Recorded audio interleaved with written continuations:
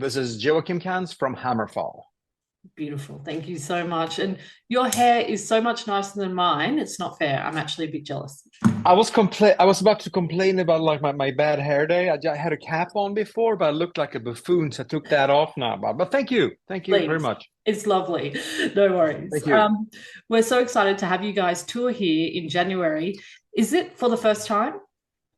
We've been actually we did a one-off show back in 2015 or 2016 in Melbourne, but apart from that, no, this is the first time we do like a proper tour. Yeah. It's about time. It's about time. Yeah, I reckon. Is there anything in Australia that you're looking forward to seeing in particular, or? Well, since I am a certified sommelier, I'm really looking forward to find some wines that I can't find over here, and maybe have the opportunity to visit a vineyard if possible. Having an invitation actually to Penfolds, so we'll see what Oh, happens. oh my gosh, Yeah. yeah, no, you'll love that. The area that I live in, I actually live a few hours out of Sydney, and it's known as wine country here. So there's plenty. There's plenty around Australia. Yeah, you'll get some good ones. I mean, the problem is we have to do shows too. So, I mean, Yeah. I checked the schedule, so it might be a little hard to find the time unless we cut some songs or just cancel a show because the singer is too drunk. I don't know. That sounds No, fair enough. yeah, it does. um, what can we expect sonically on this tour? Are you guys going to play some of your older stuff, or is it going to be more newer stuff? I mean, this tour is part of the tour of the latest album, Avenging the Fallen. And since this is the 13th album, but still an album that will make a difference in the in the history of HammerFall. The hardest part nowadays, 13 albums down the road, how do you put together the perfect set list? It's so hard. But of course, we need to play some songs off the new album, of course. We need to play the songs that the fans want to hear. We also need to play the songs that we want to play. Yeah. That really makes me going and on stage like no, I love playing this song because it's so personal to me. Okay, we need to put that song in as well, and then maybe you add one or two like underdogs, so to speak, like surprise songs, or like, oh my god, I didn't expect them to play that song. Yeah. So if you take all this into consideration, I think this is the equation for the perfect set list. So we've been touring now. We did this very special guest tour with Powerwolf in Europe. So the new songs are working really well live. So now we're just going to add some more songs, so we have the perfect length for a headline show. Yeah. Oh, brilliant. What a good answer. Do you have to, before you go on stage, do you do lots of vocal warming up, or does that kind of come naturally to you? No, I need to be ready when I hit the stage, since this type of singing is not meant for men sometimes, because it's Yep. so high pitched. You need to be ready. I have my ritual. I've been doing the same things for 30 years now, and it works for me. So I would never change anything. Like exactly 1 hour before the intro starts, I will go away for like 10 minutes to find like a room with a nice reverb, like a shower. In worst case, I have to go to a bathroom. But I mean, you have to do what you got to do. You got to Yeah. do what you got to do. So I'm starting up with my warm-ups. And then when I'm done with that, I get dressed. I maybe have half a can of Coke, and half an hour, 20 minutes before the show, I go back into the warm-up room, and then I starting to test my like the high pitch and see if I woke that up by doing the lower parts before. So Yeah. you need to be ready. If you're not ready, you will probably lose your voice within a couple of songs. Yeah, no, I could imagine. And do you have any special sort of, you mentioned Coca-Cola, but do you have any sort of tea concoctions or anything that helps, or?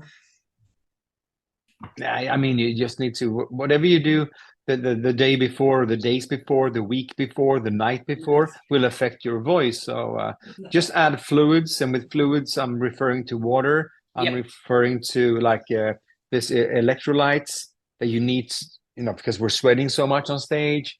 If you want to drink beer, drink wine, do that after the show. Yeah. Sometimes I have half a beer before the show, If I feel like I just need to have a little kickstart, that's half a beer, but that's it. That's it. Yeah, no, it makes sense. That leads me to my next question as well. You guys are so high energy on stage. Is it exhausting? It is exhausting, but you need to be prepared for it. You can't really sit on you can't be a couch potato and expect to be deliver 90 plus minutes on stage. So personally, I'm out running 3 times a week. I'm doing approximately 25 to 30K in a week. My God. And that is to get my pulse down as quick as possible. So if I run from one side to the other on stage, my pulse is going down like that. Yeah. So I can sing without sounding like this. Yeah. Because a lot of singers, they just stand still because they can't move. Because if they move, they get exhausted. They need to catch their breath. They can't sing. Yeah. I can actually headbang and sing at the same time. Yeah. Because my resting pulse is so low. It's low. There you go. Jeez. It takes a lot more than we think sometimes, That's amazing. I mean, if you're 20 years old, it's different. But I still, this is what I do. I've been doing this for 30 years, and I really hope to be able to do this for another 10 years. And now it's up to me. It's not up to anyone else. It's up to me if I'm going to, stay in shape to be able to perform and deliver. I don't want to end up like many of my vocal heroes, like that they can't sing anymore, but they still go on tour, and it sounds. I can't really find a word for it. Yeah, I mean, it must be so shameful for them. They must feel so bad on stage, but they can't quit because they don't know anything else. So that's right, and you've nailed it on the head. It's like if you want the best out of yourself, you have to put in the work for yourself, and that's really good. I mean, your body's like a race car. You need to change the oil change. You need to fix things. You need to get new tires, and otherwise it breaks down. Yeah. And next question: what does HammerFall mean for you? Mean to you? This is sometimes I don't know who the private JOACIM is and the stage JOACIM. It's like, what is the difference? Like, no, I mean, of course, on stage I can do things and say things I would not do at the dining table, of course, but somehow I'm so connected. These two persons are so connected, so they become one. So HammerFall to me, that is a big part of my life, and that's also a band. I mean, HammerFall made me who I am in a certain way. Yeah. And I wouldn't change this for anything else. And I'm just so happy and so proud that we managed to create something that will hopefully go down in heavy metal history as a band that you could rely on, a band that made a difference. Yeah, for sure. So it's definitely ingrained in part of your identity, obviously, as well. Absolutely. Yeah. Sometimes maybe a little bit too much, but I'm trying to separate the two worlds now. But it's hard. Yeah. And can you talk to us a little bit about Avenging The Fallen? I can talk to you about Avenging The Fallen. What do you want to know? I think that is better if you have certain, because otherwise, it's 10 songs. It's every song is individual. It's the whole process. What I can tell you is that, well, first of all, it's not a concept album, but there is a concept in my way of thinking in regards to the lyrics, that everything has like a freedom. The word freedom is in there, and the right to live the life that you want to live and be the person that you want to be. An album that might need some contemplation, and might raise some existential questions to the listener if they are open for it. Okay. And I think this is kind of the most important thing. And if you have this, if you take this into consideration and you take this with you when you listen to the album, you'll be like, okay, yeah, that's right. Yeah. So I've noticed on a lot of your albums, I think every album, lyrically, you weave in metaphors that have lots of layers of depth and even meaning, not just metaphors, but the meaning of the lyrics as well. Where do you get the inspiration for such lyrics? I think mainly the inspiration is in here. I'm creating everything from scratch. In the beginning of the career, of course, it was a lot of the fantasy influenced lyrics, but I never read a fantasy books in my whole life. Yeah. Because I mean, someone wrote Game of Thrones from nothing. Someone wrote Lord of the Rings from nothing. It was like a blank piece of paper. So I think that your own imagination, that is the only limit I have. Yeah. I mean, my inspiration now, I think the inspiration for this album, as funny as it sounds, not funny, but I'm very into Drag Race, but not the cars. I'm talking RuPaul's about Drag Race? RuPaul's Drag Race. Stop. I mean, no, you're not. Yes. So a lot of the lyrics on this album comes from the mentality of their struggle to be respected for what they are and what they want to do. Yeah. I mean, I was at RuPaul Drag Convention in Los Angeles 2 years ago. No way. I'm friends with it was a drag race Sweden last year, so I'm close friends with most of those. Oh my gosh. Queens. Yes. Oh, that is fantastic. I'm getting a lot of inspiration from that, and I think it's like I said, be the person that you want to be and live the life that you want to live. Yeah. Because for as a heavy metal singer and musician and listener growing up in the early 80s, I mean, it was kind of a witch hunt for like a lot of the metal bands. Like, hey, this is not cool. You can't dress like this. You can't listen to this music. Well, I want to listen to that music. This is me. And when grunge came, and I had my heavy metal band, my friend said, "Why don't you play music that people want to hear?" Well, because I play music that I want to play. Yeah.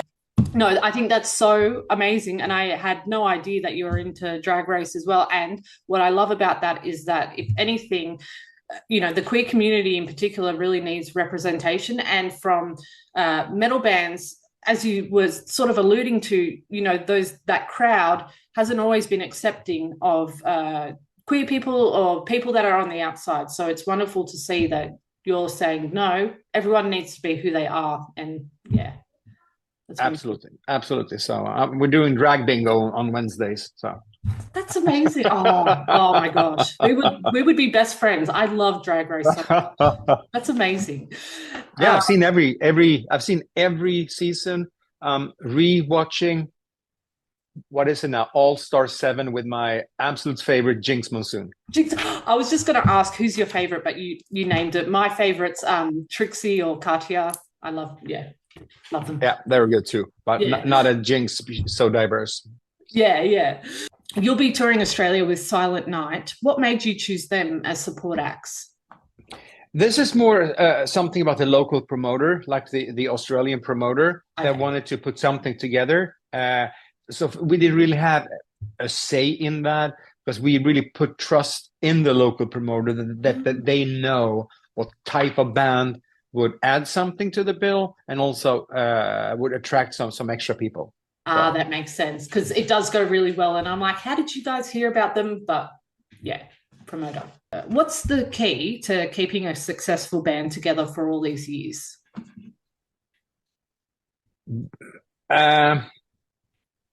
Having fun together.